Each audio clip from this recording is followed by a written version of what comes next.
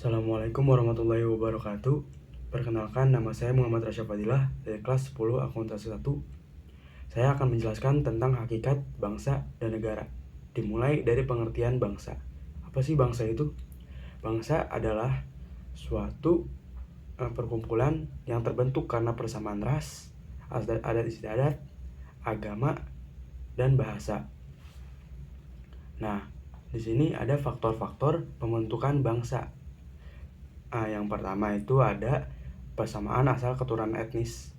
Jadi suatu bangsa bisa memiliki keturunan yang sama. Yang kedua, persamaan pola kebudayaan. Suatu bangsa bisa dikatakan memiliki pola kebudayaan yang sama. Yang ketiga, persamaan tempat tinggal yang disebut dengan khas tanah air. Pastinya suatu bangsa itu tinggal di suatu tempat yang sama. Yang keempat, persamaan sejarah. Nah, suatu bangsa itu memiliki persamaan sejarahnya sama. Yang kelima adalah persamaan cita-cita. Suatu bangsa bisa memiliki persamaan cita-cita. Nah, beralih ke pengertian negara. Apa sih negara itu? Negara adalah organisasi manusia atau kumpulan-kumpulan manusia yang mendiami suatu wilayah, berada di bawah pemerintahan yang tunduk patuh terhadap pemerintahan tersebut. Jadi suatu negara adalah organisasi yang tinggal di suatu wilayah yang dipimpin oleh pemerintah dan mereka tunduk dalam pemerintah itu tersebut. Nah, di sini ada sifat-sifat negara. Sifat-sifat negara yang memaksa pertama. Artinya, sifat-sifat negara yang memaksa ini dia memiliki kekuasaan untuk menyelenggarakan ketertiban dengan memakai kekerasan fisik secara legal. Yang kedua, ada sifat negara yang memonopoli. Artinya, negara itu memiliki hak untuk menetapkan tujuan bersama masyarakat. Yang ketiga, ada sifat negara yang mencakup semua.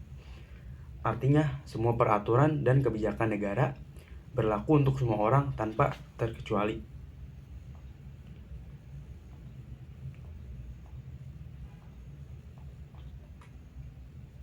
Nah, di sini ada unsur-unsur negara.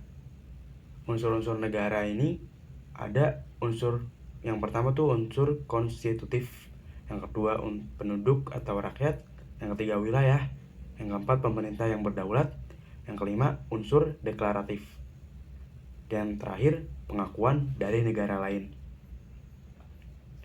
Apa sih unsur konstitutif itu? Yang pertama, rakyat. Rakyat adalah semua orang yang berdiam di dalam suatu negara. Itu adalah unsur konstitutif yang pertama, yaitu rakyat. Seorang warga Indonesia, WNI adalah yang kedua adalah warga negara Indonesia.